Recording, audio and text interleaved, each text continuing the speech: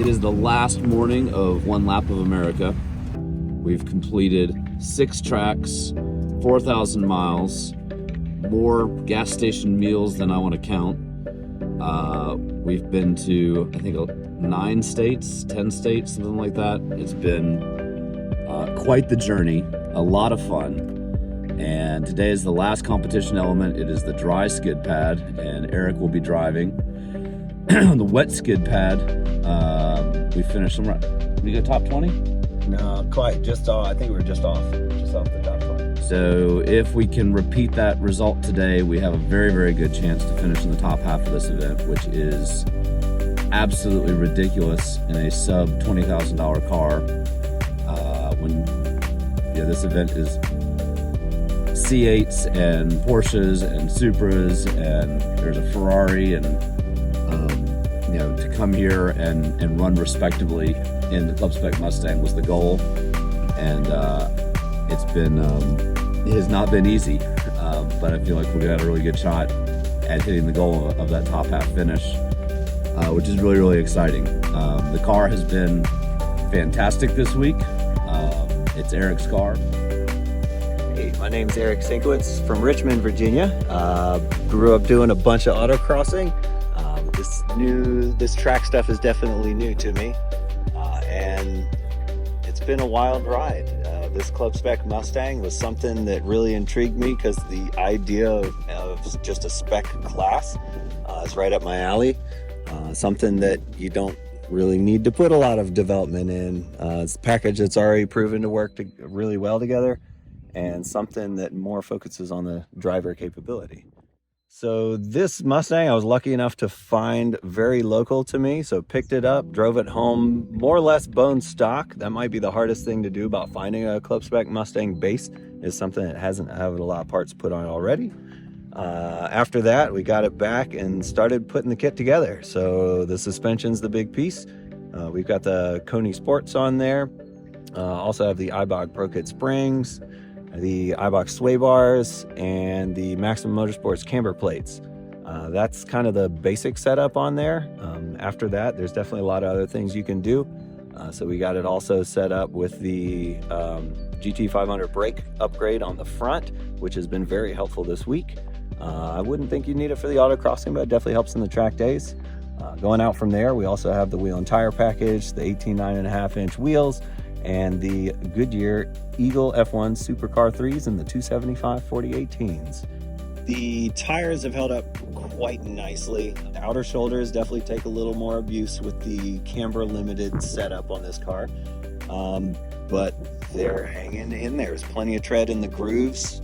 You just take it easy in the super heavy rain on transits, but aside from that, they have plenty of life left on the outside edges, and I think we might even be able to do a whole nother one lap on these things.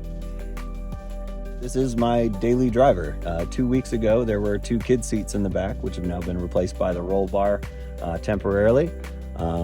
But as far as ownership, it's been really great. I mean, everything's been super reliable up to this point. I would say it's very easy car to work on.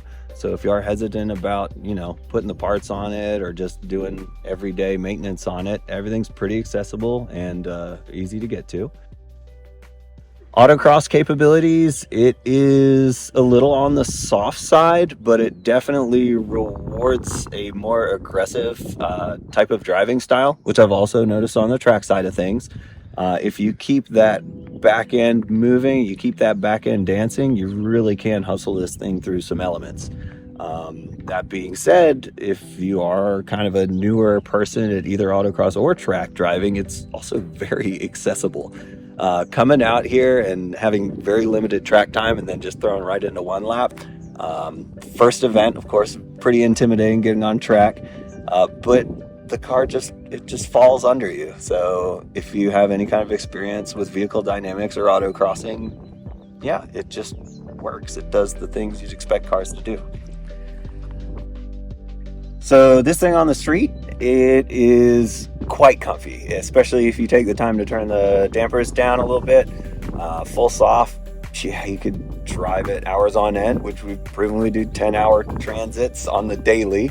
The tires are also surprisingly compliant, so it's something you can just put miles on. You got a radio in it, cruise control if you leave the stock steering wheel, and yeah, just eat up the miles. Thousands and thousands of miles. I think we just broke over 4,000 miles yesterday. We have not cleaned anything except for the front windshield, and it has seen some stuff. So just everyday driving through crazy thunderstorms, just tons of miles, track days, driving over curbing, out in the grass and dirt a little bit. It's ready for a bath. This event is really unlike anything I've ever experienced in motorsports. Usually you transit to the event, do the event, and go home. And the transits in between are really the big challenge of the event. The on-track stuff is a lot of fun, but I felt like staying on that schedule, the time management, event to event, track to track, was really the big challenge of the event. Yeah, that's almost a mini race in itself. Is just as soon as you get done that afternoon session, you are hustling to get the car packed, to get everything in its right place so you can hit the road, because sleep is so precious on this event. Anytime you can make up, a couple minutes in your efficiencies, it just adds up to getting you there and getting your rest, which makes the next day so much more pleasant. And that affects every decision you make. It affects where you eat. It affects, you're constantly doing if we can get 50 more miles out of this tank, then we only have to make one more stop. If we only make one more stop, then we're going to get in 10 minutes earlier. If we get in 10 minutes earlier, that's 10 minutes more sleep. And waking up in the morning and balancing are we going to get one scooter lap on this track or 2 scooter laps on this track? And what's the video look like? How much are we going to need? And all of those decisions really come down to quality of life for us. How are we going to feel physically when we put on our helmet is driven by what did we do last night? What were the decisions that we made?